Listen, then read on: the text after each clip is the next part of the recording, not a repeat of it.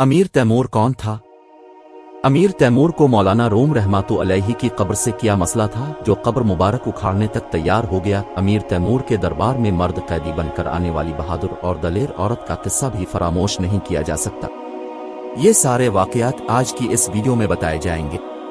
ये सब वाकयात जानने के लिए इस वीडियो से जुड़े रहें और इस चैनल को सब्सक्राइब करना न भूलें। अमीर तैमूर लिंग।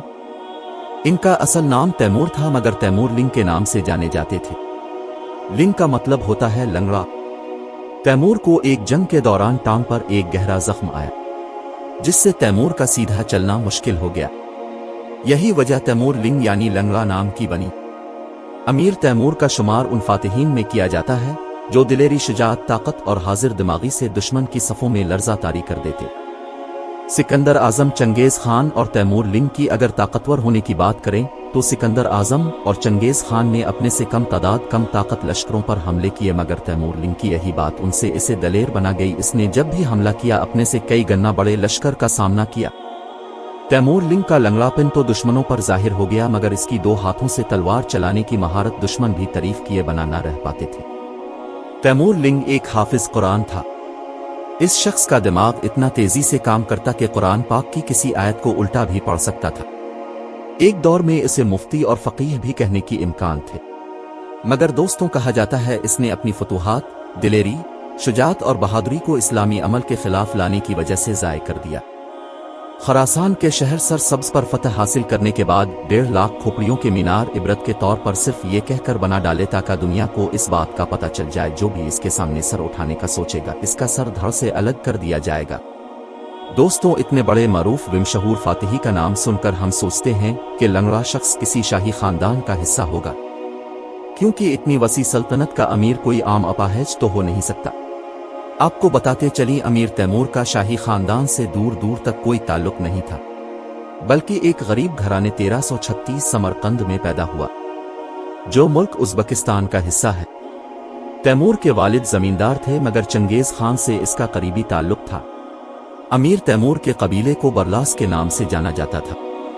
अमीर तैमूर के जंगी मैदान में कदम रखने की कहानी चुगताई सल्तनत को कब्जे में करने से शुरू होती है जो कि इसकी मरने से पहले 37 साल जारी रहे। चुगताई सल्तनत के बाद तैमूर लिंग का अगला हदफ काशगर और ख्वारज़म पर काबिज होना था। आखिरकार काशगर में 776 में काबिज हुआ और 781 में खुराजिम पर अपनी धाक बिठाई। लेकिन तैमूर ने खुराजिम को अपनी आखिरी सल्तनत न बनाई बल्कि मजीद सल्तनत को बढ़ाने के लिए अपनी तलवार को जंग न लगने दिया। तैमूर का जंगी सफर वस्ती एशियाई मैदानों से होता हुआ कोहिस्तानी दौरों को क्रॉस करता गया। तैमूर ने मुल्तान दीपालपुर का रास्ता इख्तियार करते हुए दिल्ली के शाह नसीर दीन महमूद तुगलक से टुकर लेने का अर्दाह किया। ये मुकाबला किसी आम कमजोर सल्तनत का इंतखाब नहीं था बल्कि नसीर अल दीन की ताकत बादशाहों की दुनिया में बड़ा मकाम रखती थी। नसीर अल दीन के पास हाथियों की एक बड़ी और अलग फौज थी जबकि नसीर अल दीन के जंगी ताकत का ये आलम था कि अपने से बड़े लश्कर को भी मिनटों में ज़ेर कर देते। दिल्ली फतह करने के लिए अमीर तैमूर ने असनदी दिल्ली के करीबी गांव में लश्कर को रोक लिया। न सिर्फ लश्कर का असनदी में पड़ाव किया बल्कि असनदी गांव पर खौफ और हरास फैलाकर दिल्ली के महल तक दहशत का पैगाम पहुंचाना चाहता था। तैमूर ने एक हिंदू को पकड़कर कत्ल करना शुरू कर दिया। करीब ही तुगलकपुर में पारसियों की आबादी को भी न छोड़ा। ये लोग मजहब के लिहाज से आग की पूजा करने वाले थे। तैमूर ने उन घरों पर आग बरसाकर उनके घरों को खाकिस्तर कर डाला। दिल्ली बेचने के लिए तैमूर को पानीपत को काबू करना लाजिम था।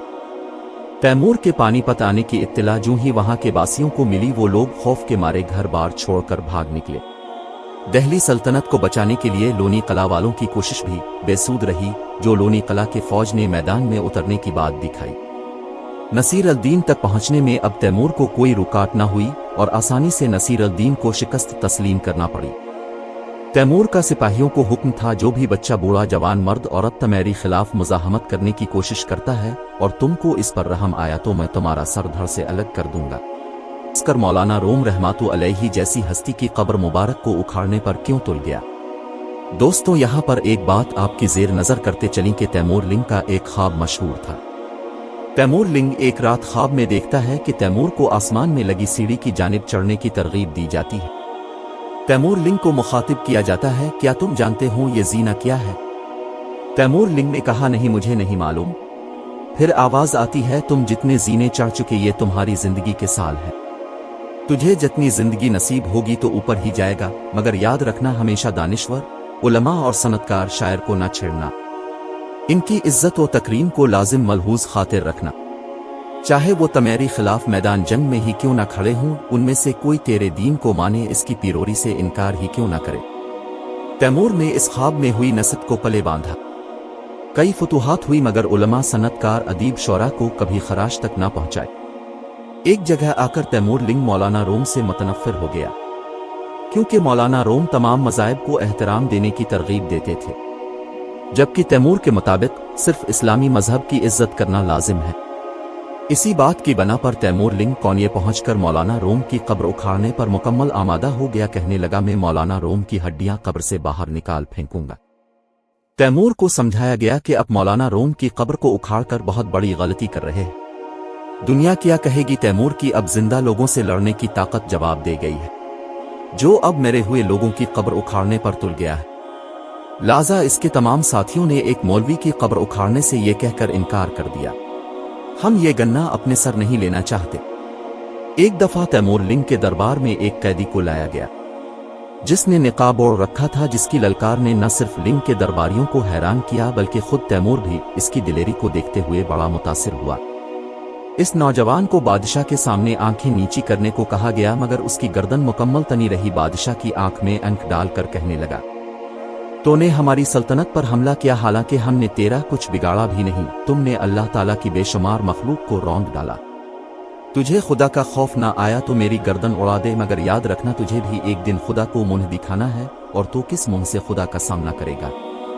इतने में इसने चेहरे से निकाब उतारा तो पूरे दरबार के साथ तैमूर लिंग को भी हैरान कर डाला, क्योंकि वो कैदी कोई मर्द नहीं बल्कि एक औरत निकली।